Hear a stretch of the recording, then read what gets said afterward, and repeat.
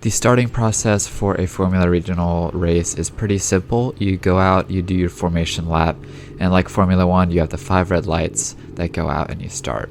We get these 2 green lights when the final car is lined up in the grid, and then the 5 red lights will come on, revs up, and we are ready to start. But here, that does not happen. We actually get 3 yellow lights, which means that the start has been aborted. Now, in Formula 1, this just means an extra formation lap, and that lap will count towards the race distance. But in FR Americas, we do it a little bit different. We get these 2 green lights, we do another formation lap, but that means that we will also do a rolling start, 2x2, very similar to IndyCar, sports cars, or NASCAR. As you can see right away, me and P1 are trying to get as much temperature in the tires as possible. Obviously, the more temperature we have, the more grip we have going into turn 1 for the first time.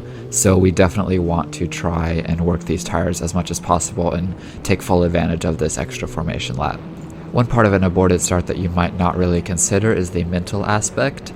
You are expecting to line up and have your 5 red lights go out and then start the race. When the start is aborted, you kind of have to reset and rethink about what you're going to do. Obviously, the procedure is different. You don't really have a launch off the line, so you just have to focus more on the cars around you so that you can get that launch timed right. And for whatever reason at this race, the start of the starting zone, which is what they use for rolling starts, was gone. And so this red sign is supposed to be the end of the start zone, and that means that anybody can go. And so I see that and I go, and the leader actually thought that I jumped the start, but he then realized that that was the point where I was allowed to go, and because the sign indicating the start of the start zone was missing, it just caused a little bit of confusion. But going into turn 1, we're still side by side, turn 2 side by side, and then finally, after being side by side through 2 turns, we do go single file into turn 3.